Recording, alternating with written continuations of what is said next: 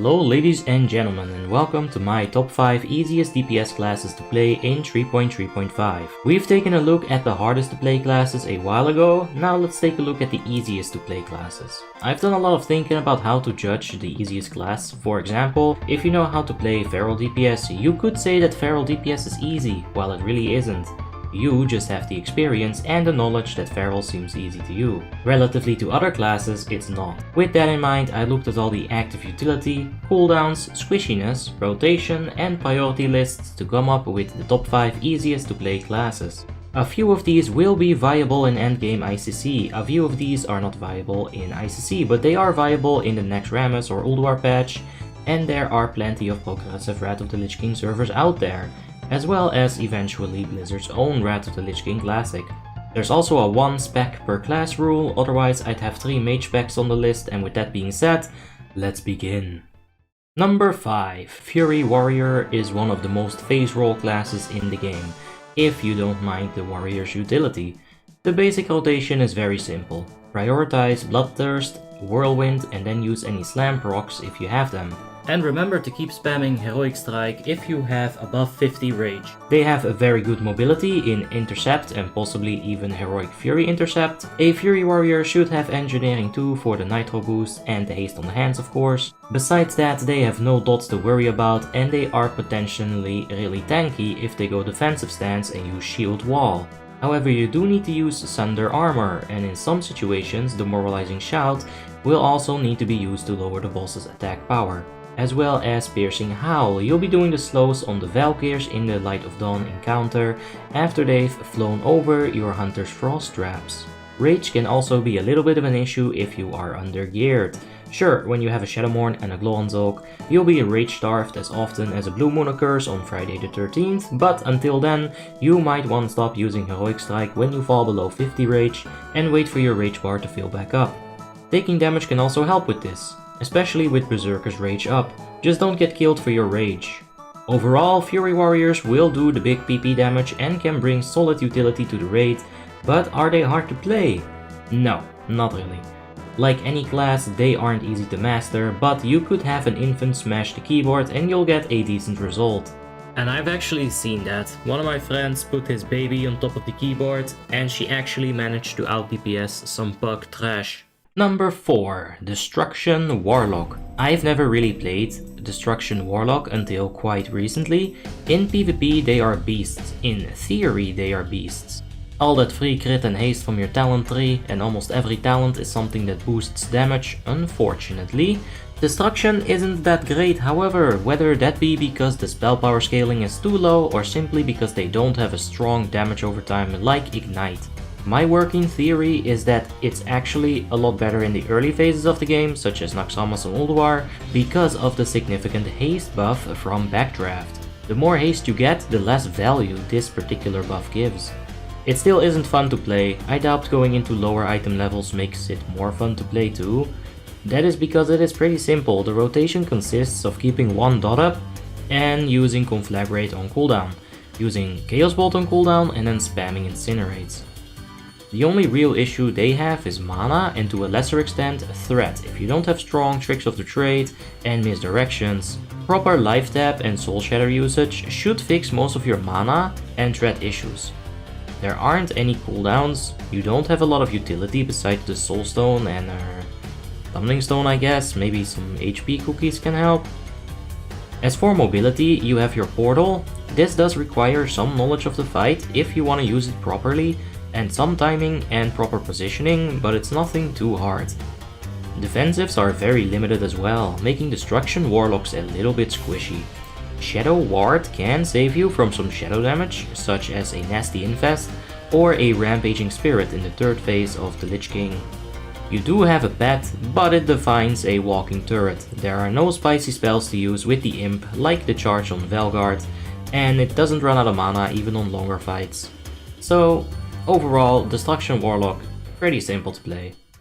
Number 3. Ellie Shaman. Oh yeah, I get to talk about Elemental Shaman some more. Lovely, this is the best thing ever. Oh boy, I'm so glad I made this video idea. So yeah, let's have a look at the kit on Elemental Shaman, shall we? A single dot in Flame Shock. great utility in their totems, and the heroism. What a lot of people might get wrong if they are inexperienced with shaman of any sorts is that they'll place their totems in the wrong place. The totems only have 30-yard range, which is honestly not a whole lot. If somebody misplaces the totems on Rotface or Festergut, a lot of the spellcasters in the raid are gonna be missing 5% spell haste, and that is a waste. So make sure you put your totems in the right place, usually in the middle of the room or stacked on one half of a circular room. On longer fights like the Lich King encounter, don't forget to refresh your totems as the fight is longer than 5 minutes. Their usual rotation follows keeping up the Flame Shock using Lava Burst on cooldown, and when Lava Burst is on cooldown, use Lightning Bolt on single target and Chain Lightning for area of effect situations. When you're super low geared, you can also Chain Lightning a single target because of the lower haste that you'll have. Magma Totem or Searing Totem, depending on the fight, should also be kept up. For a single global cooldown, it does a lot of damage. You can and should also auto-attack wherever you can. You'll get a few hits in on your Magma Totem and Flame Shock cast if you're standing in the melee. So yeah, there is not a whole lot to do as an Elemental Shaman. It is pretty simple, pretty average, because it's mostly focusing on supporting the raid. It is, however, very easy to play. Oh, and another thing, Tim has brought to my attention that Elemental Shaman is probably undertuned in PvE because they are so strong in PvP. And I actually agree with Tim like usual. Number 2. Arcane Mage. Big pew, big pew, big pew, big pew, small pew, small pew, small pew, small pew. Ah, I bet you expected this class to be on first, no? Well, ladies and gentlemen, I got you real good, didn't I? Nah, you fucking suck. You're garbage. Ooh, you're so fucking bad. Anyway, Arcane Magus is mostly 2 buttons. Arcane Blast a few times and then use Arcane Missiles when your Missile Barrage proc is up. At least now we're talking about a class that has some cooldowns, huh? If anything, you can min-max a little bit with when you want to pop your cooldowns. I'd suggest trying to combine them with your second potion, a late heroism, or a nice juicy double trinket proc. Their active utility is also limited to a few buffs. Arcane Intelligence or Dalaran Intelligence if you're a pimp asshole, and don't forget to give your Magus buddy your focus magics. In terms of defensive abilities, they have Ice Block, their biggest defensive cooldown by far. They also have some wards. Fire Ward and Frost Ward can be used to block well fire and frost damage. Blink can and should be used to reposition yourself to quickly get out of a damaging mechanic or to simply just get in range to attack the boss. I really think this is one of the most overpowered spells in the game. It's quick, it's effective, and a staple for Magus since Classic. Overall, it is a very simple rotation with a proc that is bound to happen if RNG doesn't screw you over. Perhaps the hardest thing about Arcane is properly managing your mana. You'll want to be out of mana by the time the fight ends, not any time before that. And if the fight takes longer than 3 minutes, well, you will struggle with mana. In this specific POV of Arcane Magus, I had been given an Innervate to help with my mana. I have to say though, after playing it only once in the Ruby Sanctum 25 Heroic, their damage on the Big Ad or Living Inferno is very majestic. It is so majestic in fact that you have to stop your damage eventually or you will over aggro. Area of effect is another story. I never felt like I had the mana to spend on Blizzard. Perhaps focusing solely on single target is the way. Number 1. Stab, stab, faster. Stab, stab, faster, must go. Brrr. If you thought Arcane Mage was repetitive, ladies and gentlemen, I present to you Assassino Picara, which means Assassin Picara. Yes. So, there are a few things to talk about here. They do have decent damage unlike some of the classes in this video. Looking at you, Elemental Shaman, it is a viable alternative to combat as long as the 4% physical damage from the combat rogue is provided by another rogue or an arms warrior.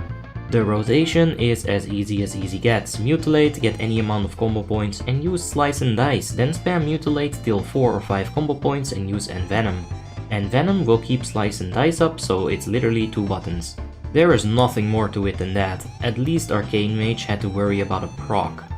In terms of cooldowns, you do have Vanish. It will give you some energy regeneration from your Overkill talent, and perhaps going Blood Elf allows you to have a second cooldown in that Arcane Torrent, but Shadow Melt doesn't actually proc Overkill, so all you have is 2 3-minute cooldowns. Yes, 2. Cold Blood should be used on your first Envenom for that juicy crit. Now, if you find yourself in the unfortunate situation where there is no one in the raid that will apply bleeds for you, you can open up with Garrote to activate your Hunger for Blood. Defensive cooldowns on a rogue are actually really good, but you might not think that if you don't know that Feint reduces area of effect damage taken by 50%. It allows you to easily tank a Blistering Cold while standing at maximum melee range. Evasion can also be insane if the boss doesn't use any spells. I've seen and experienced rogue tank on fights such as the Ruby Sanctum and even the Lich King 25 Heroic. Utility is where Assassination Rogue really shines in a certain way. Tricks of the Trade is going to be glyphed if you play Assassination due to the lack of good glyph choices, and it makes Tricks of the Trade awesome. It now lasts for 8 seconds and the threat you can give in that time is immense. So why is there combat rogue footage here, Obby? I hear you type. Well, soon enough we'll be doing a leveling stream as the Assassination Rogue followed by a 0 to hero, but there's honestly so little to talk about that a 15-minute dummy test was enough for me to understand how to play this. I hope you've learned something or at least enjoyed it, and if you have any questions you can either ask them on the streams in the comment section or in the Discord. Speaking of Discord, don't forget to join our public Discord. Here you can find my talent trees, add-ons, a debate channels, a sometimes trolly but good spirited community. And that's all, thank you for watching and good night.